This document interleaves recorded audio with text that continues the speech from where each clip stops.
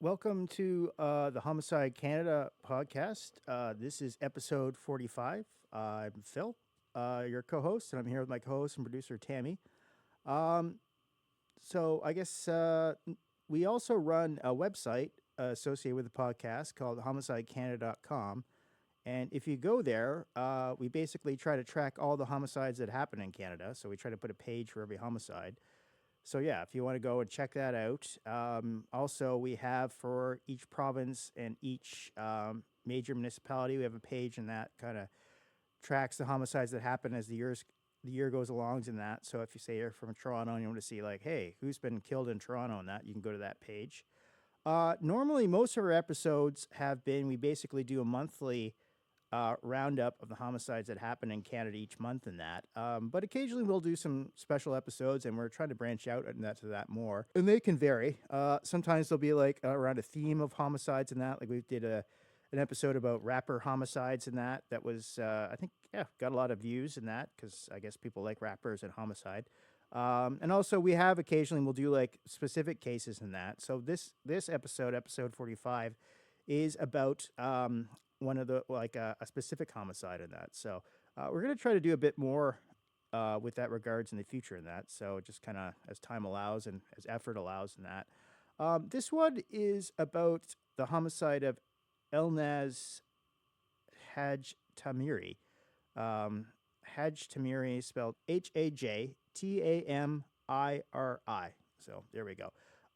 So basically, before we get into like kind of like the main part of the case, I found this case kind of interesting because this woman, she's an Iranian woman in Canada, and that basically, as we'll hear in the podcast, basically she kind of disappeared, and there was a lot of indications earlier on that her disappearance was kind of a homicide, as we'll find out in that. And I guess the thing that kind of surprised me, Tami, was just how there wasn't as much media like sort of focus on it as you would think.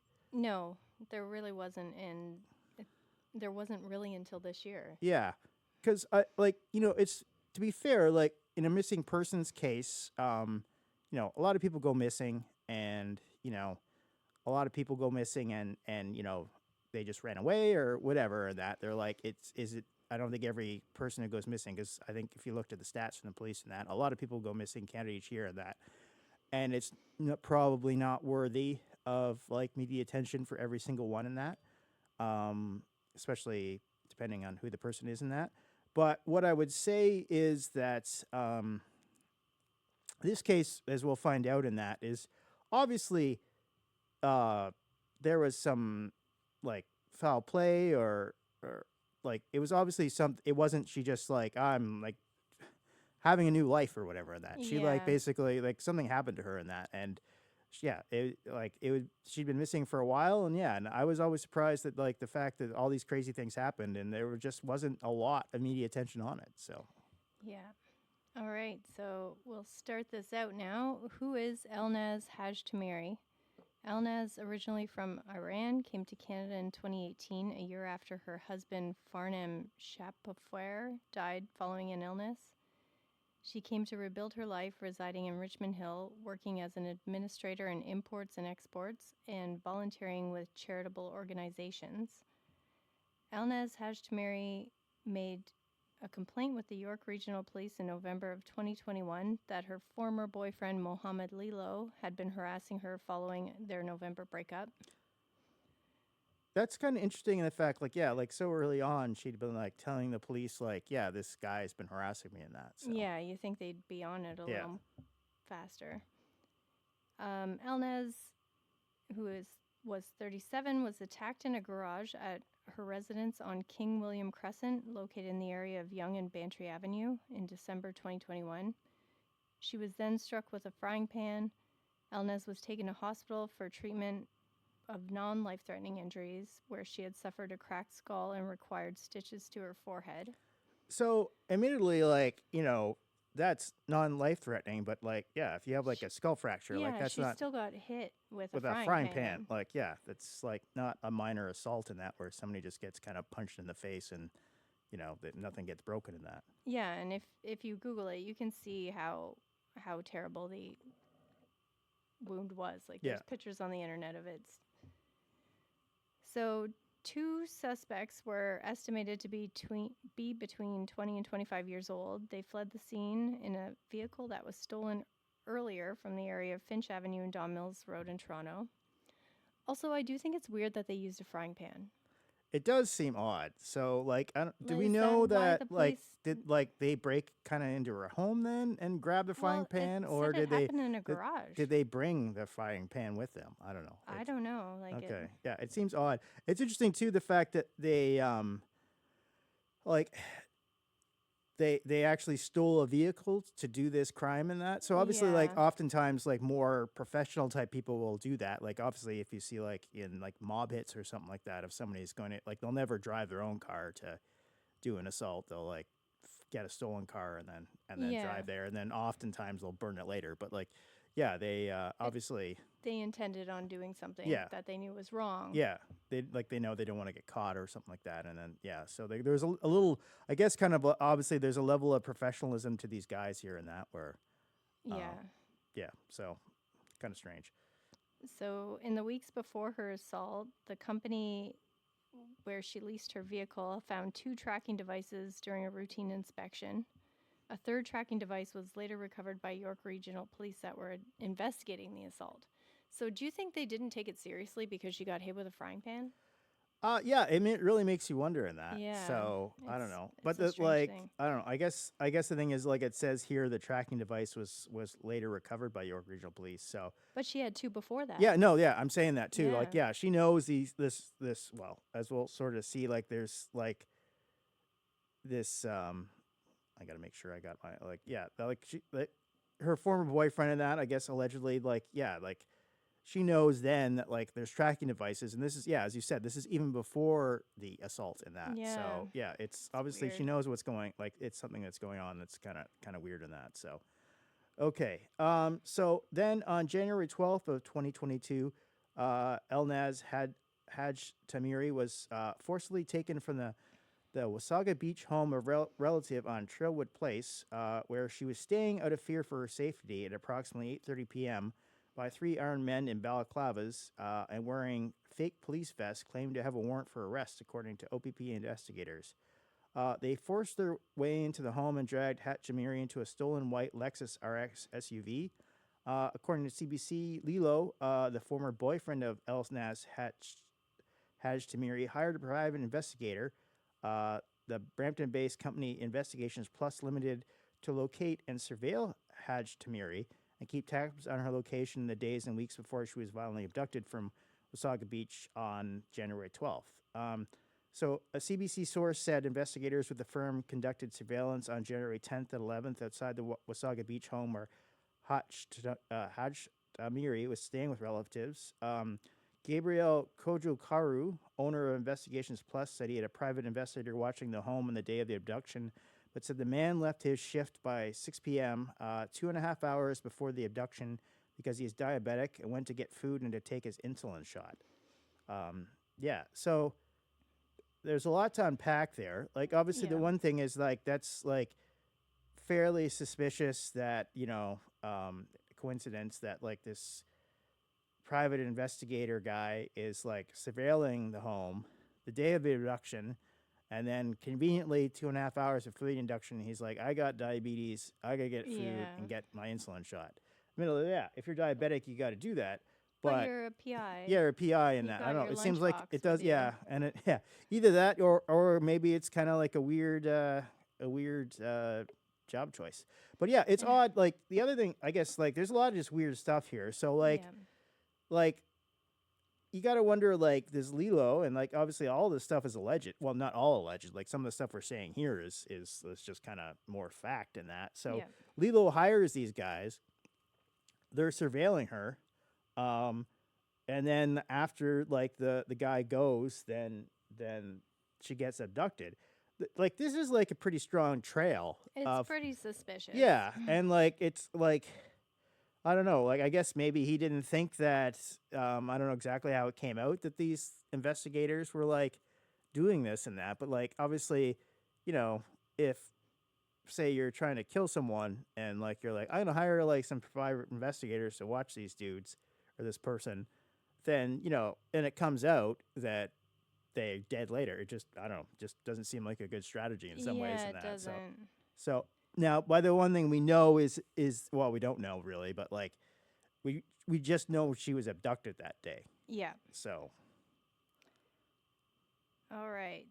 Kojo Karo told CBC that Lilo initially claimed that Hajtamiri had stolen $100,000 from him and he wanted to find her to serve her with court papers. Lilo's story then changed and he claimed that his brother had been shot.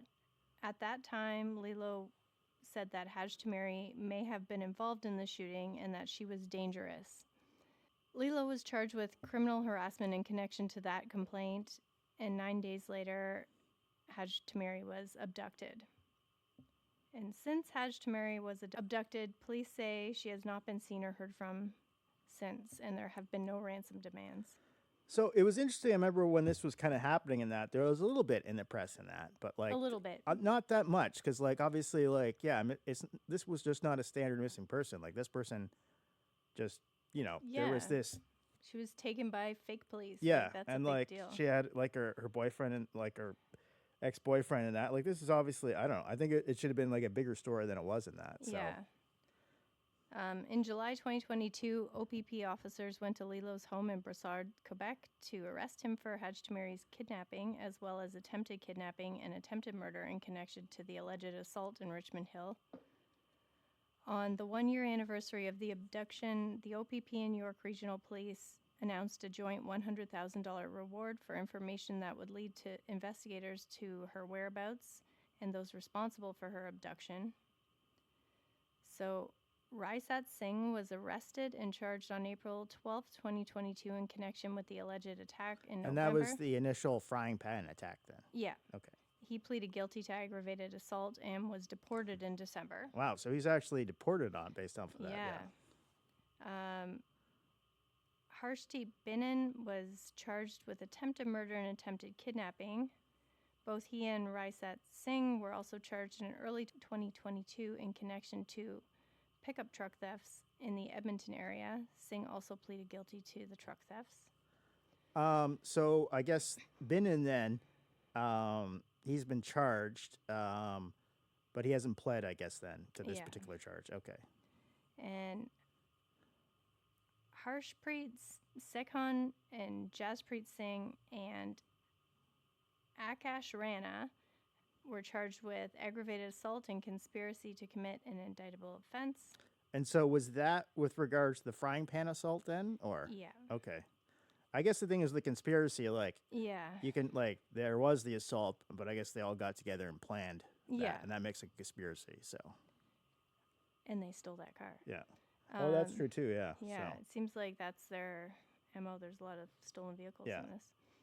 A Canada-wide warrant is outstanding for Shukpreet Singh, 22, of Mississauga, for aggravated assault and conspiracy to commit an indictable offense.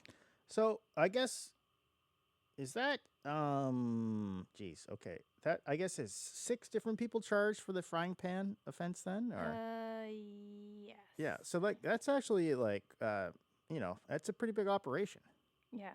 Okay. So, all right. Okay, so we'll go on then. So then the people who were charged in connection to the actual January 12th abduction in Wasaga Beach as follows, I guess. So on November 9th, the Ministry of the Attorney General in Ontario charged Mohammed Lilo, the ex-boyfriend, I guess, with first-degree murder. He remains in custody and waiting bail. OPP Detective Inspector Martin Graham said Lilo's case is before the court, subject to publication ban, but did confirm, and this is interesting, that Leo had a shipping container business and he was responsible for the movement of containers from Canada to, quote, all parts of the world, unquote. So that's obviously interesting in terms of homicide. And then also Crystal Lawrence, she was arrested on March 16th and charged with kidnapping. Dominique Ewan was charged with kidnapping, fraud, and possession of property obtained by crime. Do we know, like, normally, most often Dominique is a female name, but... Yeah, I'm not sure. They didn't say if they didn't say that. male So, or like, female. it's interesting. Like, I don't Yeah, know if because it would be, unless it's French. I don't know. Does Dominic change to Dominique? yeah, I if don't know. You're Yeah, it's hard. a Like I remember there Frenchman? was Dominique Wilkins. He was like like way back in the past. He was I think he played for he was a basketball player for the Atlanta Oh, Hawks. He so was good it's at a slam dunks. non-gendered name. Yeah, I don't know. It could be not sure, but at least there's one female that was arrested in this, Yeah. which seems like unusual a little bit. Adam Suleiman Ankamar was arrested on May 12th and charged with kidnapping, possession of a firearm or ammunition contrary to prohibition order, possession of a prohibited or restricted firearm with ammunition, unauthorized possession of a firearm, careless storage of a firearm, weapon, prohibited device or ammunition, knowledge of unauthorized possession of a firearm, and possession of proceeds of property attained by crime. And then also a warrant has been arrested for the arrest of Deshaun Davis, 35 of Toronto. So I guess let's check up here. So for this, the actual abduction, Lilo, the I guess the ex-boyfriend was charged, Yeah. and he's the only one I guess who's been charged with first-degree murder.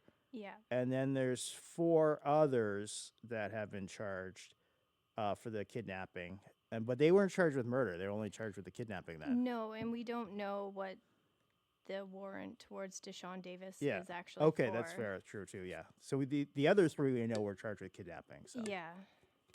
So I wonder if the woman was the one who got her out of the house. Like if a woman knocks on your door Yeah. and you're a woman, you're more liable to answer it, right? yeah, like that's possible. Yeah, and it's pretty strange, and that's like it's like the whole thing is very strange. And they still haven't found her body. And and they still haven't found their body. I found it very interesting that only he's been charged with first degree murder. Like I don't want to speculate too much, but it makes you. And these other people were only charged with kidnapping, like Yeah. in the sense that, like maybe like they facilitated the kidnapping, like obviously the police aren't going to say at this stage because it's all before the Yeah. courts. Maybe that's all they did, and then they just transported her to him, and then there's other stuff going on. Yeah, it's kind of crazy in that. Yeah, I wonder how long it'll take us to hear about the rest of this. Yeah, so I guess it's like so he was arrested, I guess November 9th of 2023 last year. Then Yeah. okay, so like obviously Pretty fresh. we're recording this I guess January 4th, so it's still Yeah. pretty early. Yeah, so obviously it's going to take a while. Like the court systems in Ontario is pretty slow. So one thing is too is that he's on bail, or not? He's not on bail. He's on custody awaiting bail. But he's, as far as we know, he hasn't made bail. As far as we know. Yeah, and admittedly for homicide now, you never used to be able to get bail for homicide, but it's It seems to happen more often happen now. more often now. The one thing is, I think it's less likely. Like if it's gonna end. If somebody gets charged with manslaughter, then I think it's likely. But this is first degree murder, and I think it's less likely. And I think this particular crime as well in that, especially if he has a shipper container business around the world in that, then he's probably a flight risk because I guess potentially put himself in some shipping container to like Mexico or something. But the one thing is like we don't know. I assume the 3 that got arrested for the kidnapping were all, like they've probably been bailed for that because they were charged with murder. So You would think so. you would think so. Yeah. So yeah. What I like, obviously this case is obviously interesting. The fact that like, she was telling them like, hey, like this crazy ex-boyfriend is like doing stuff, and yet he still goes ahead and does this. Yeah. Allegedly. He's tracking her. Yeah, and- there's like a lot of evidence in that he's doing this. I guess like there's a lot of questions. The other question I have is just like, why does he care so much? Yeah. Like they didn't date for that long. Like why couldn't he have just like let this 37-year-old Iranian woman just like, it's a bad relationship or whatever? Like why does he care so much to do this? So Yeah, I don't know. Like, what if he's into nefarious things and she knows too many of these things? I suppose that's a possibility in Yeah. that. But yeah, it just seems really strange where he's just making like such an effort to like. It is weird. Yeah, it's very strange in that. And it's as I said at the top in that, the one thing I find most interesting about this case is that it never really got very much media coverage in that. Like No. people were saying like, this stuff was happening, before she got abducted. Like she gets like I think I remember hearing about the frying pan incident like earlier, like a little bit in that, Yeah. and then she ended up getting abducted in that, and then it's like, well, Yeah. where is she in that? And then you told me about it, and it Yeah. took me forever to find anything about Yeah. it. It was weird. there hasn't been a lot of information on this, and I don't know if it's just because she's like Iranian in that, or and I don't know, maybe the mainstream media doesn't care as much, but yeah, it's just. Or because it's like Sleepy Town. Yeah, Wasaga it could be. Beach. Yeah, maybe like north of Toronto and that, and people don't really care. I don't know. It's pretty strange in that because like I don't know. It's just like, and the fact I don't know. The other thing is like it seems like it was like obviously all these crimes are alleged at this stage, but like obviously she was put in complaints to York Regional Police saying like, yeah, this is my my ex-boyfriend's harassing me in that criminally and that, and then I don't, it's interesting, yeah. Like his choices too is like if that's happened and then you're like I'm still gonna do this, like I don't know, just doesn't make a lot of sense. Like I don't know, maybe I don't know if it'll even come out at trial when it gets there or whatever.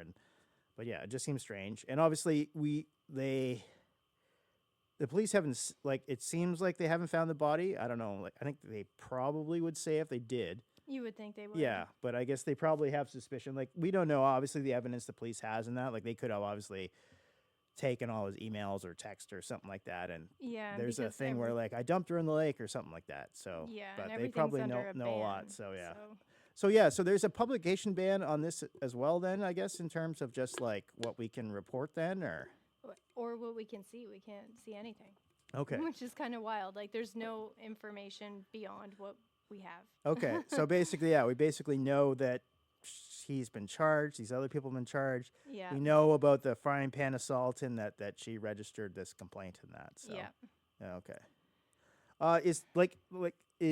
Is Lilo? Did he have much of or any social media presence or anything? Or I found a Facebook page, but it was private, so okay, yeah. Can't really see much. I forget. And Just we had. Do we have the age for Lilo then, or? I don't think so. Okay, yeah, that's interesting. So, I don't know. I would guess he's probably not too different in age from her, although I'm just speculating there. Yeah. So, yeah, this whole case is it's very strange in that. So, like, I don't know. Maybe we'll find out. But like, why did he care so much to go? Oh, he's 34. Okay, yeah. So he's a little younger than her, but nothing too unusual, I don't think. Yeah, it's this whole thing is very strange. So, and yeah, I guess the one thing is that now, just the way the Ontario court systems move, it's going to be quite a while, I think. Well, I don't know, like arrest in November, like I don't know, could it maybe? It seems to usually take like a year. Yeah, I was gonna say maybe November of now we're into 2024. Maybe that's when like that things will start happening trial wise and stuff like that. So or maybe because like we don't have all the COVID shutdowns. Things are going a little faster. Maybe it's going a little faster in that. But yeah, so and do we know much like we just know that he has the business of shipping containers, so we don't really, do we know the name of that company or no, I guess that's covered under the publication ban as well. So yeah, so this I think like this is obviously a very strange case. We don't know any further information, but just to reiterate one more time, like it's obviously she was abducted. She said before, like, hey, like, this is, she'd already registered, like, she'd had problems with getting criminally harassed by her ex-boyfriend. And then, now he's charged for first-degree murder. So, strange case. Yeah. And hopefully we can come back to it in a year. Yeah. So there'll probably be, like, a part 2 of this once we know more on that. Probably, like, if you listen to our episodes, our monthly episodes where we go over the homicides that occurred in Canada that month. Usually we have a section at the end where we'll also give updates on cases that are going on. So if we hear anything more about it, like if he makes bail or if we learn any other information about him, then we'll definitely put those in the monthly episodes. So